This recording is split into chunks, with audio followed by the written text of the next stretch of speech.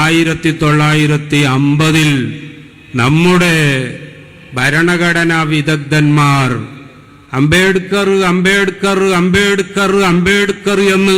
4 or 5 വട്ടം പറയുന്നത് ഫാഷനാക്കി അല്ല ഞാൻ നിങ്ങളുടെ മുമ്പിൽ സംസാരിക്കുന്നത്. ആ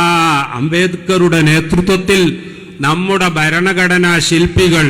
the fathers and mothers of our constitution, അവർ ഇന്ത്യ രാജ്യം ലോകാവസാനം വരെ നിലനിൽക്കണം എന്ന നിർബന്ധം അവർക്കുണ്ടായതുകൊണ്ട്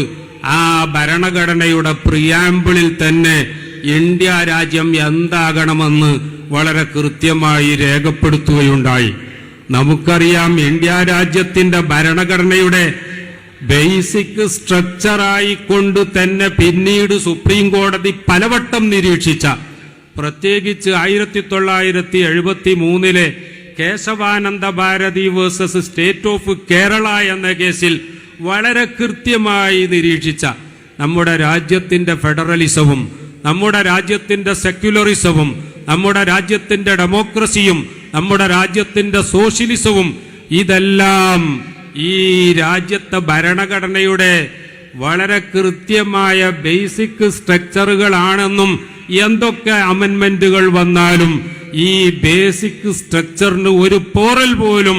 ഏൽക്കാൻ പാടില്ല എന്നും വളരെ കൃത്യമായി പറഞ്ഞുകൊണ്ട് ആ രീതിയിൽ നമ്മുടെ ഭരണഘടന അവർ തയ്യാറാക്കി. മാത്രമല്ല, ജസ്റ്റിസ്, ലിബർട്ടി, ഇക്വാളിറ്റി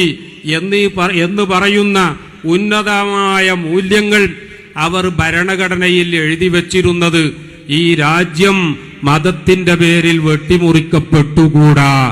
രാഷ്ട്രീയത്തിന്റെ പേരിൽ ഈ രാജ്യം നശിപ്പിക്കപ്പെട്ടുകൂടാ, ഒരു കൂട്ടർ ഭൂരിപക്ഷമായി മറ്റൊരു കൂട്ടർ ന്യൂനപക്ഷമായി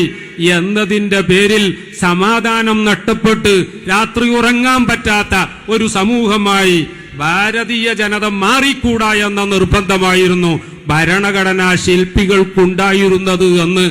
ആ ഭരണഘടനയുടെ പ്രിയാമ്പിൾ മുതൽ അതിന്റെ ഓരോ ആർട്ടിക്കിളും, പ്രത്യേകിച്ച് ഫണ്ടമെന്റൽ റൈറ്റ് എന്ന് പറയുന്ന part 3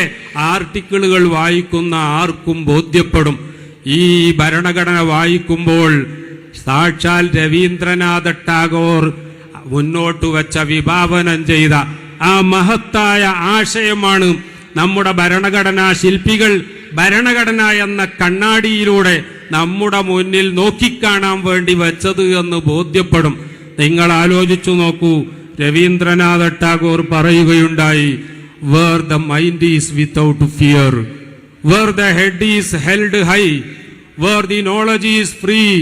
where the words are come out from the depths of truth, where the world has not broken up into fragments with narrow domestic walls.